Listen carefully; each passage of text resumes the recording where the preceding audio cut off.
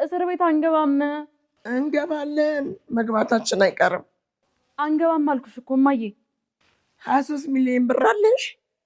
በእኛና በእስር ቤቱ መሀል ያለው 23 ሚሊዮን ብር ነው። የጠየቀንን ብር ካልሰጠነው በቀር ወደድንም ጠላንም እንገባታለን። እማዬ ስልኩን ስጭኝ፣ ላወራው እፈልጋለሁ።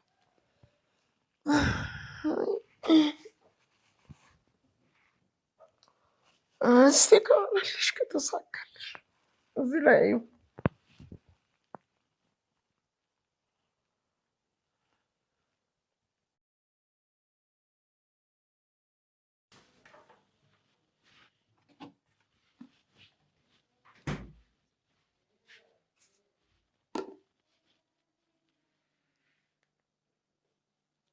ሄሎ ፀሐይ። አለም አንቺ ነሽ? አዎ። ለምንድን ነው ስልክ ማታነሺው? ማለቀው ቁጥር ስለሆነ ስራ እንዳያስፈታኝ ብዬ ነው። አንቺ እንደሆንሽ ባቅማ ቶሎ ነበር ማነሳው። እሺ በቃ ከዚህ በኋላ ትደውልልሽ ቀድሜ እኔ ነኝ ብዬ ቴክስት አደርግልሻለሁ። አሁንም ትቀልጃለሽ? አዎ። አለመቀለዴ ያለውበትን ሁኔታ አይቀይርልኝ፣ ቢያንስ ልዝናናበት እንጂ እኮ አይደለሽም። በግድ ነው የታገሰ። ሰላም ሆናለሁ ማለት ትንሽ አይከብድም? ከዚህ የበለጠ የሚከብድ ቦታ ኖሬ ስለማውቅ አይከብደኝም። ደግሞ ከከበደኝ እወርዳለሁ፣ ተሸክሜው አልቆም። አንቺ ጉደኛል። እኔ የሆነ ነገር ሆነሻል ብዬ ነፍሴ ልትወጣ ነው። አንቺ እስካሁን ትቀልጃለሽ። በችግሬ ላይ ካልቀለድኩበት እሱ ይቀልድብኛል ብዬ እኮ ነው ሳይቀድመኝ ልቅደመው። ስምኝማ እማዬ እንዴት ናቸው? ተጨንቀው ሊሞቱ ነው። ነጋ ጠባ አለም አለም አለም ነው የሚሉት። ምስኪን የኔ እናት፣ ምስኪን ብቻ። የስብራት በረከት። በህይወት ውስጥ ምንም ነገር ትርጉም የማይሰጥባቸው ጊዜያት አሉ። ትክክለኛ ነገር ታደርጋለህ፣ ትወዳለህ፣ ትሞክራለህ፣ ትጠብቃለህ። ሆኖም ግን ሁሉም ነገር መፍረሱን ይቀጥላል። ትጸልያለህ፣ ግን ፈጣሪ ዝም ብሏል። ተስፋ ታደርጋለህ፣ ግን ቀናት እንደ ጥላዎች ያልፋሉ። እናም ትገረማለህ። አምላክ ለምን በዚህ መልኩ እንደፈተነህ ታቅዳለህ። ግን አንዳንድ ጊዜ መሰበሩ ራሱ በረከት ነው። አንዳንድ ጊዜ አምላክ እንድትኖር የታሰብከውን ህይወት ለመገንባት ህይወት ነው ብለህ ያሰብከው ነገር መጀመሪያ ላይ መንቀል አለብህ። ይህ ታሪክ ስለ አንዲት ሴት ብቻ አይደለም። ስለ አንተ፣ ስለ እኔ፣ ስለ ፍቅርና መጥፋት ከጥሞና በመጨረሻ ላይ ጸጥ ብሎ የሚጠብቀውን ምህረት ስላገኘ ሁሉ ነው። በአዲስ ጸጥታ በሰፈነበት አንድ ጥግ ላይ ሲታ ትኖር ነበር። ህይወቷ በዝምታ በመትረፍ የተገነባች ሴት። ምንም አልነበራትም። ልቧ ብቻ በመጨከን ያልተቀበለና በእንጨት ቅርንጫፍ ውስጥ የተቀመጠ በመስታወት አምባሮች የተሞላ ዕቃ ብቻ ነበር ያላት። እነዚያ የህይወቷ ብቸኛ ሀብት ነበሩ። ጧት በየዕለቱ በባዶ እግሯ ጎዳናዎች እየሄደች በቀስታ ትጣራለች። አምባሮች አንዳንድ ፈገግ ይላሉ፣ አብዛኛው ችላ ይሏታል። ግን እሷ ሁሉንም ታናግራለች። ምክንያቱም ህይወት ምንም ብታሳጣ እንኳ ደግነት አሁንም መስጠት ትችላለህ። ከደግ ቤቶች ሩዝ ትሰበስባለች፣ ፊቷን በዝናብ ውሃ ትታጠባለች እና ሌሊት በፍቃዷ ስፍራ ሁሉ ትተኛለች። ድንኳን፣ የመኪና ማቆሚያ ቦታ፣ ጣሪያ የሌለው ግድግዳ፣ የደከመ ልቧን የምታስቀምጥበት ማንኛውም ስፍራ። ግን ከውስጧ በሹክሹክታ ምናልባት አምላክ ረሳኝን ትላለች። አንድ ምሽት ሰማያዊ ብርቱካናማ ሆኖ ሲቃጠል ሲታ ጥላ ፍለጋ ከሰበረ መኪና አጠገብ ቆመች። ሁለት ወንዶች አጠገቧ ሲከራከሩ ነበር። ቃላቶቹ ንፋሱን እየቆረጡ መጡ። ልጇን እዚያው አስቀምጣ በኋላ አንሻጠች። ልጅ የሲታ ልብ ሮጠ። ከመኪናው ጀርባ ተመለከተች። እዚያ 4 ዓመት እንኳ ያልሞላት ትንሽዬ ልጅ እጇ እንደ ጸሎት ተጠምጥመው ተኛችላት። በሲታ ውስጥ የሆነ ነገር ተሰበረ። ይህ እቅድ የማታውቀው አይነት ፍርድ ነው። የማታውቀው ፍቅር የመጣባት አይነት። የቀረሃ ቅርንጫፎች አጥብቃ ያዛ አጠገቧ አስቀመጠችና በሹክሹክታ አምላኬ ይሄ ስህተት ከሆነ ይቅር በለኝ አለች። ከዚያ ልጇን አነሳች፣ አቅፋ ይዛት እና ወደማይታወቅ ነገር ሮጠች። ወደ ምህረት ገና ወደማትረዳው እድል ሮጠች። ጎህ ሲቀድ ወደ አንድ ሩቅ ከተማ ደረሰች። እዚያ ማንም አያውቃትም ነበር እና ያ ስም አልባነት መጠለያዋ ሆነ። አሳዛኝነቷ በንጽህና አሰረች። ትንሽ የሴንዶር መስመር በግንባሯ ላይ አድርጋ አዲስ ሕይወት መኖር ጀመረች። ለልጅቷ ሜራ ብላ የሰየመቻት። ጠዋት በየዕለቱ ፀጉሯን ትጎነጉናለች። 2 ፒኒትል አስራላት በሹክሹክታ አንቺ በረከቴ ነሽ፣ ሸክሜ አይደለሽም ትላታለች። ሲርታ አምባር የምትሸጠው የትምህርት ቤት በር አጠገብ ነበር። እምዬ የሚል ትንሽ ድምፅ እስኪጠራት ድረስ ትጠብቃለች። በየምሽቱ በጥንቃቄ ታበሳስላለች።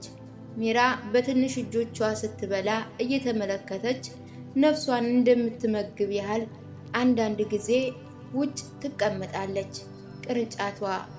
ቅርጫቷ ውስጥ ያለውን የቀርከሃ ዕቃዋን እያየች አምባሮች በፀሐይ መጥለቂያ ላይ ሲያብረቀርቁ፣ እናም ታስባለች፣ ምናልባት ምህረት ማለት እንደዚህ ነው።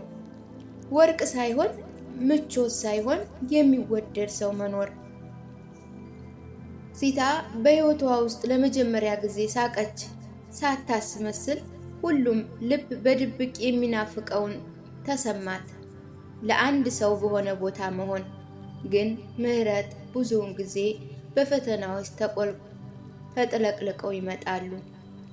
አንድ ከሰዓት በኋላ እንግዶች ወደ ገበያው መጡ። ጥያቄዎችን እየጠየቁ የሜራን ፎቶግራፍ ይዘው ነበር።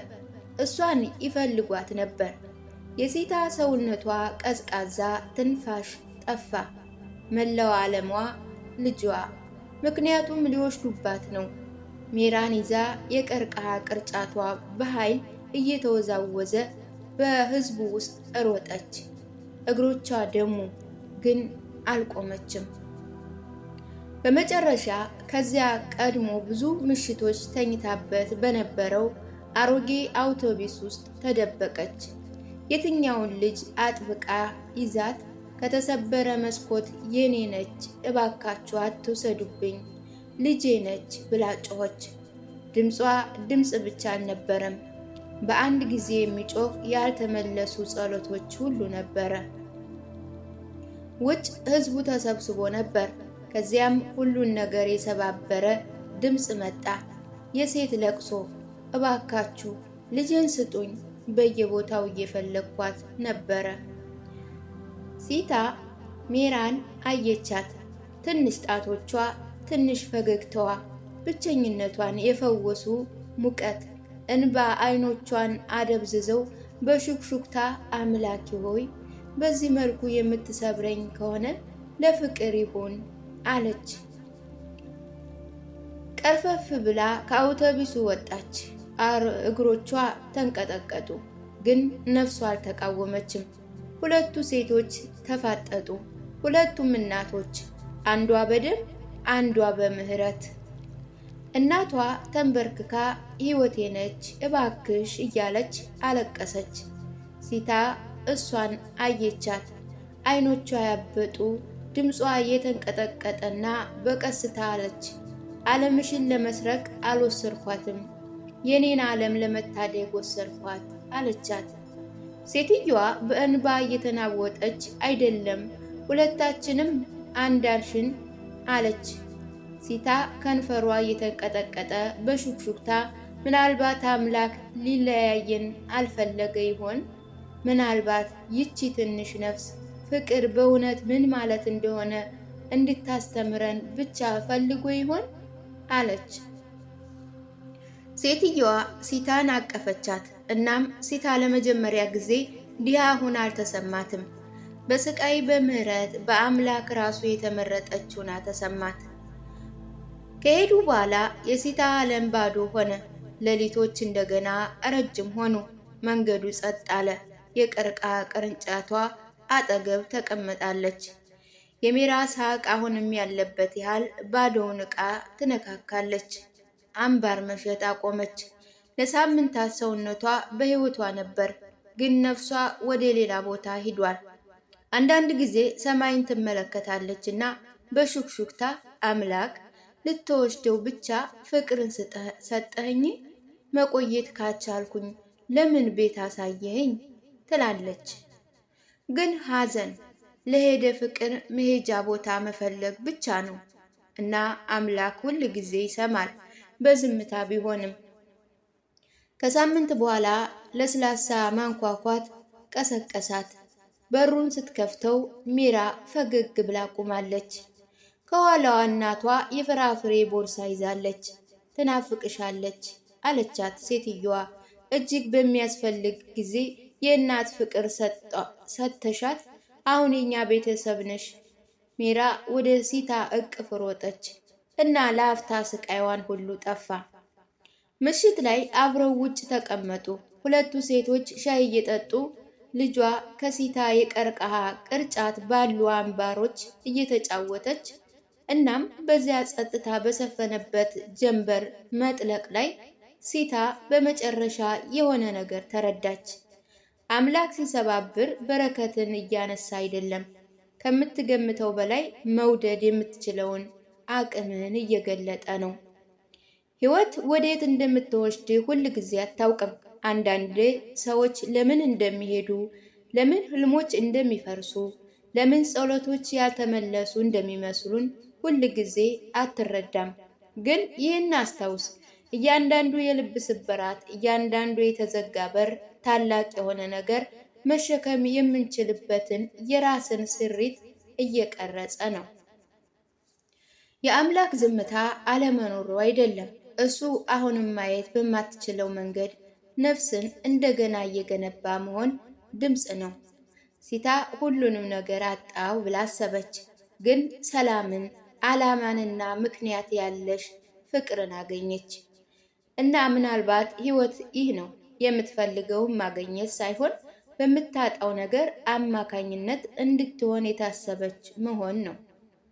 ስለዚህ አሁን በዚህ ስፍራ ከሆነ የተሰበርክ፣ ግራ የተጋባህ፣ የምትጠብቅ ጽና። ምክንያቱም